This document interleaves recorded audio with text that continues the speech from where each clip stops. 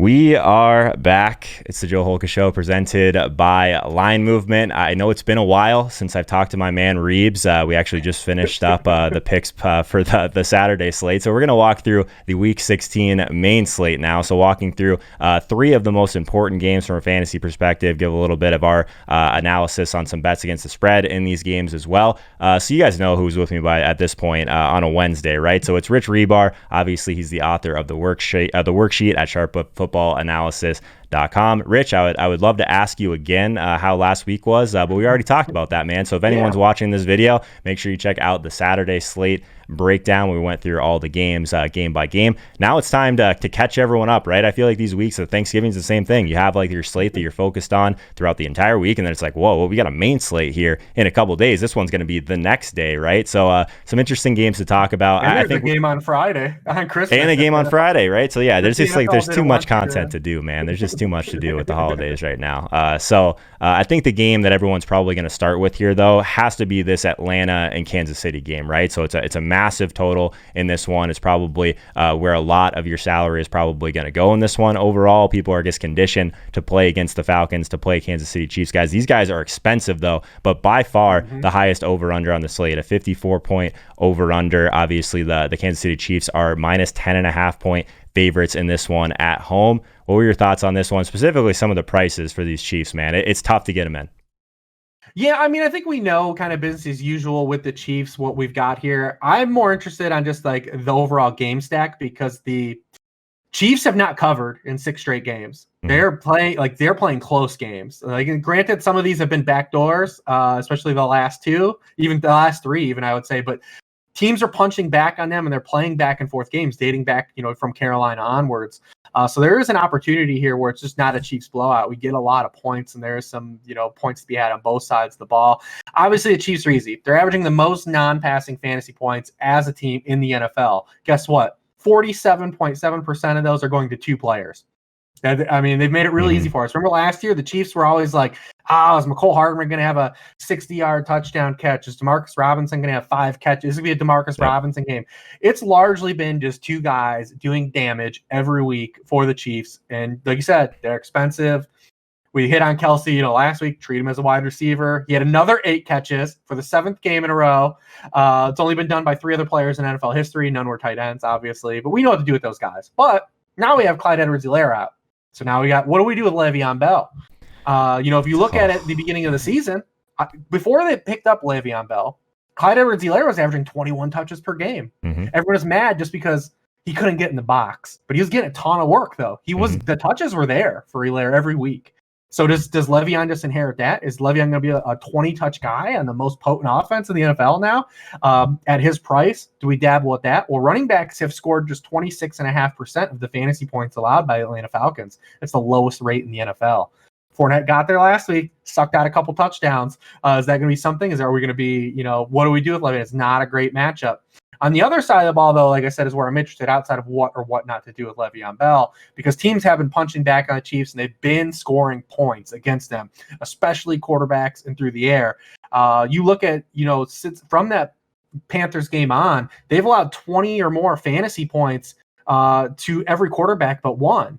From a DFS perspective, Teddy Bridgewater, Derek Carr, Tua had a monster game against them. They're not the prettiest of games, but these points add up. And the ghost of Matt Ryan appeared. Remember, everyone was talking about these Julio Jones splits. We can't play Matt Ryan. These Julio Jones isn't playing. Yeah. Guess what? He threw for 356 yards, 3 touchdowns if you wrote it out. His first 300-yard game since week 7. Matt Ryan is in play here based on the performances quarterbacks have had against the Chiefs, whether it be, by crooking and back doors or what. They're getting there. We have Raheem Morris has come out and said that Ito Smith will officially start. I don't know if that means anything to anybody because Todd Gurley was only getting there by scoring touchdowns, but Ito Smith is 4K in this matchup as well. I don't know if you dabble. I don't know if I can twist myself to do it, but he's available if you're game blocking this game. We know that running backs against the Chiefs, 149.3 total yards allowed per game. There's an opportunity there. And then these 2 receivers, we know what we've got with Calvin Ridley. Calvin Ridley is, on the season, he has 3 consecutive 100-yard games. He's had 90 yards or a touchdown in every game Julio Jones has missed. He leads the NFL in air yards per game. The Chiefs defense is good against opposing wide receivers, but how do you get away from his value and opportunity? And if Julio Jones is out again, I mean, Russell Gage has double-digit fantasy points in 4 of his past 5 games. He's got 20% of the team targets in each of the past 3 games with Julio out. So given how teams have played the Chiefs and how these point totals have been getting there, I mean, there are opportunities still for the Atlanta side to have appeal if you're blocking this game off. And you've got cheap running back plays too, if you to kind of hedge your bets against the quarterback. Say you want to play Matt Ryan instead of Mahomes, and you get, you run it back with a Kelsey or Tyreek Hill. But if you get Le'Veon Bell involved now too, you have a chance to arbitrage some points. There are leverage opportunities in this game. I think a lot of people will start here. It will be the most popular game. So maybe we find our leverage elsewhere. But obviously, when you look at this main slate of games, this is the one that stands out to where people, I think, will look at and start building their rosters the most. There's a lot here, Reeves. It's basically just like looking through, like if Todd Gurley was 4K, would we be interested in Nito Smith? Like, I don't know. Like, I don't even know if we can like project him for like over like 12 points in this game. It seems kind of thin. He is 4K, so it's going to make some things work. So maybe as like a bring back in a Mahomes stack. You look at the quarterbacks, like Mahomes is 8,500, Matt Ryan's 5,800, right? So it's just such a big difference in price there overall. Obviously, the wide receivers, we know what we're going to get from Tyreek Hill. One of the things that's nice about this matchup, actually similar to the matchup last week overall, is that the Falcons defense ranks second worst in several deep ball categories: attempts faced, completions, yards, like basically everything, right? And Tyreek Hill, pretty clearly one of the best deep threats in the entire league this year, second in targets in terms of the deep ball targets, and then also third in yards and leading the league in touchdowns, but has doubled up the rest. We talked about that a lot last week. I think it's Jefferson and Metcalf with 4. Tyreek Hill has 8 deep ball touchdowns this year. So interesting spot overall, but we do need to move on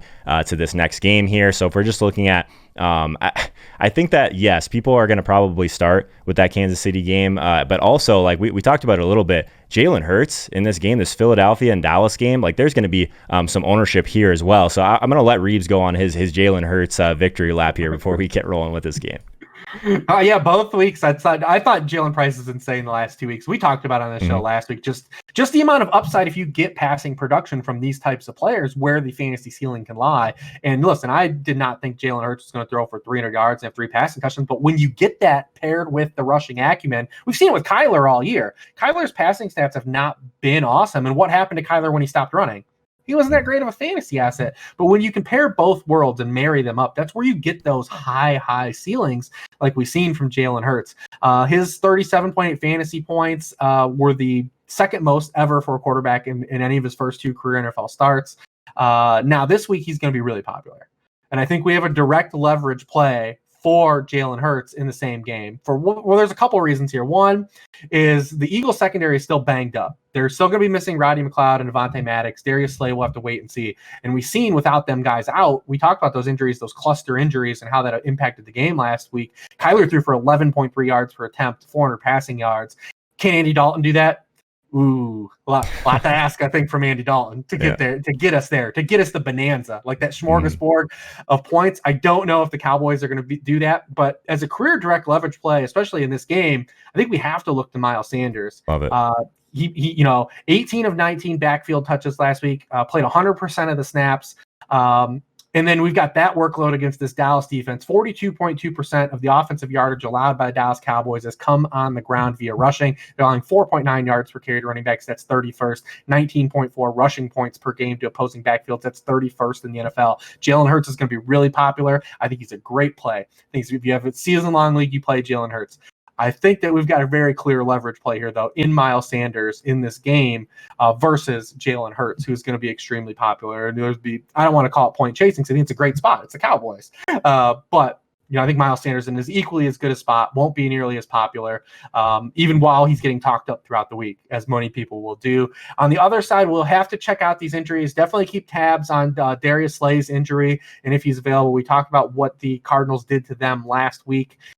If he does come back, I mean, it's a clear spot that when Amari Cooper faces shadow corners that are pressed shadow corners like Darius Slay is, he struggles. He struggled against Slay the last 2 years. Michael Gallup had a hit pointer. We have to see if he's available. If Darius Slay plays and Michael Gallup doesn't, CeeDee Lamb not looking like a bad little run back too. He's super cheap. He's been cheap all year. He had caught 5 of 7 targets last week. If Gallup is out and Slay comes back, I think CeeDee Lamb is an interesting run back too if you're looking to stack this game. But I just don't think you necessarily even have to stack this game. We're not really going to glom on to Andy Dalton.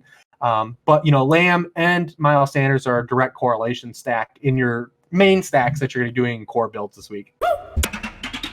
If anyone's here for the first time, would love it if you consider subscribing to the channel, all that good stuff. Obviously, throughout the week, the majority of kind of the conversation, a lot of the conversation that's happening right now in chat happens in the Patreon. So make sure you check out the Patreon. It is $1 per month, 25 cents per week. Basically, what you get out of that, you get access to our premium Discord chat community. So there's people talking season-long fantasy in there, sports betting, DFS. Of course, we do have our weekly DraftKings tournament where I'm giving away a $30 Amazon gift card to the winner of that for the main slate. We're also have a little bit of a promo going to where if you leave a rating and review on the Apple podcast for the Joe Holka Show, I'm going to be adding $1 to the pot for this big showdown contest we're going to do for the Super Bowl for the Patreons in our community as well. So we'll keep a tally on that. Outside of that, we have our NFL Red Zone stream room, sweat the games with us as a community, and an exclusive 15 to 30 minute live stream directly before kickoff that is not on YouTube. That is only for the Patreons in Discord.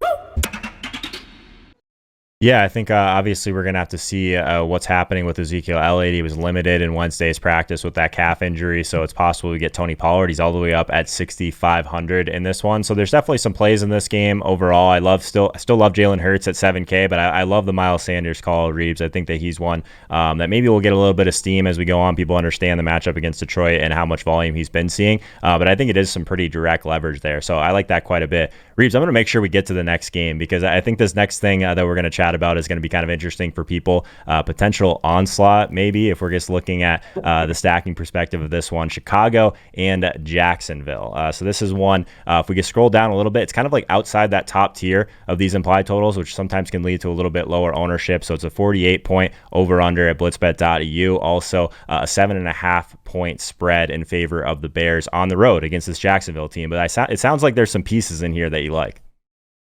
Oh yeah, this might be my favorite game for masochists out there that no one's gonna watch this game. It's what the bettors call a corner TV game. It's no one's watching it. But the Bears have scored 30 or more points in 3 consecutive games. The first time they've done that as a franchise since 2013. For the season now, the Bears have scored a touchdown on 32% of their offensive possessions under Mitchell Trubisky. Under Nick Foles, that was just 16%.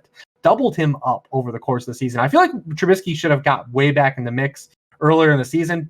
Now, granted, he's had a pretty phenomenal schedule, but 18.2% of Mitchell Trubisky's pass attempts have come from inside the red zone. That's the highest rate of all NFL quarterbacks.